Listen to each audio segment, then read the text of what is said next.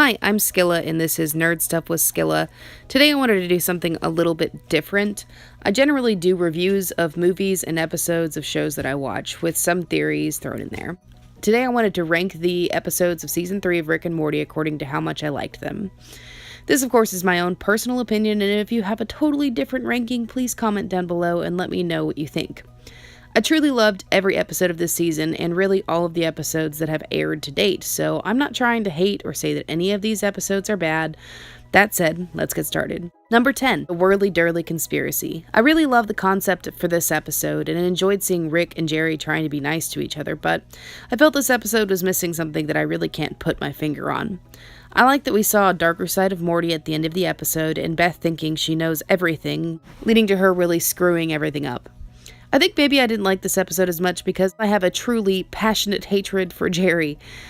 Yes, he has a really difficult role to fulfill as the father to two grandchildren of the smartest person in the universe, but instead of being a stand-up guy, or generally trying to work on his marital or family-related problems, he always chooses the most cowardly and self-serving path. Also, he doesn't have a job. Number 9, The Rick-Churian Morty Dit. This episode is primarily about a confrontation between Rick and the president. It has one of the best action scenes in the whole season, with the two of them throwing every gadget in the book at each other. I thought this episode was a little less funny than most of the episodes in this season. Part of this may be because they needed to move the Beth and Jerry plotline forward. I kind of feel like I would have liked this episode better if it hadn't been the season finale.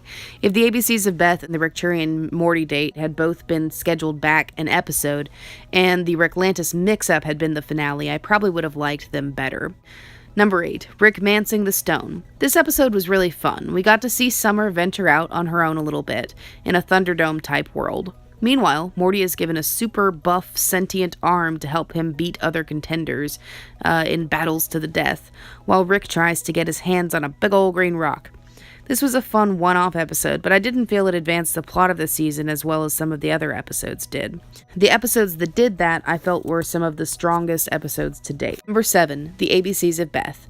Beth tries to save the life of a man about to be put to death by revisiting childhood friend in Fruipyland. This is a world that Rick created to protect the neighborhood and children from Beth. Meanwhile, Summer and Morty try to convince Jerry that his rebound relationship with an alien warrior, Kiara, is not healthy for him. This episode has Jerry at his Jerriest. He puts his children in peril out of his own lack of imagination and cowardice. We discover in the episode that Beth was kind of a sociopath as a kid and are left with a cliffhanger not knowing whether Beth went out on her own adventures or stayed with the family. This is another episode that I loved, but it had a couple less jokes per minute than other episodes. It's just a little less rewatchable than others. Number 6, Vindicators 3, The Return of World Ender.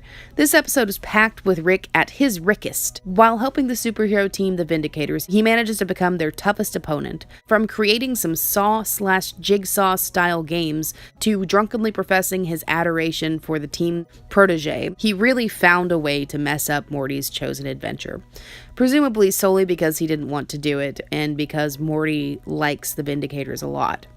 From this point forward, I don't really have anything negative to say. I'm just ranking the episodes that I adored to episodes I straight up am obsessed with. Number 5, Rest and Ricklaxation. This episode gave us a little more depth on how Rick and Morty feel about themselves. Rick and Morty almost completely switched power roles in this episode. The animation was really fun, and the whole Wolf of Wall Street Morty scene was absolutely perfect. Number 4, Morty's Mind Blowers. This is the episode that we got instead of interdimensional cable TV, and it really delivered on the same level. It's a little more structured than the two cable episodes are. We got a lot of references and a cameo from the fan favorite episodes it replaces. We see more of Summer becoming an important part of Rick's team as she knows exactly how to fix the problem the two characters create for themselves later on in the episode. Number 3, Pickle Rick. This episode was highly anticipated due to the promo material that was released before the season premiered. We see Rick find a way to survive after turning himself into a pickle and rolling into the sewer. The B-plot for this story is a family counseling session with Beth, Summer, and Morty. The counselor finds a way to boil down a lot of the issues that the family has, and inevitably makes Rick a little bit more vulnerable, even though he brushes it off towards the end of the episode. Number 2, Rick Shank Redemption.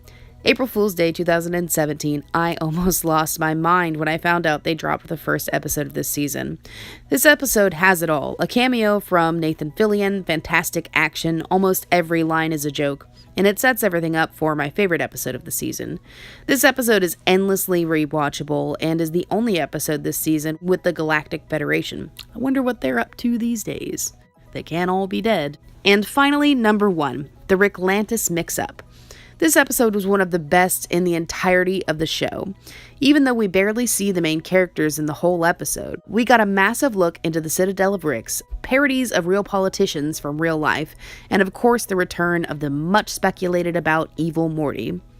This episode delivered on every level. It was super funny, had plenty of callbacks and references, and social commentary, parodies, and as I mentioned before, evil Morty.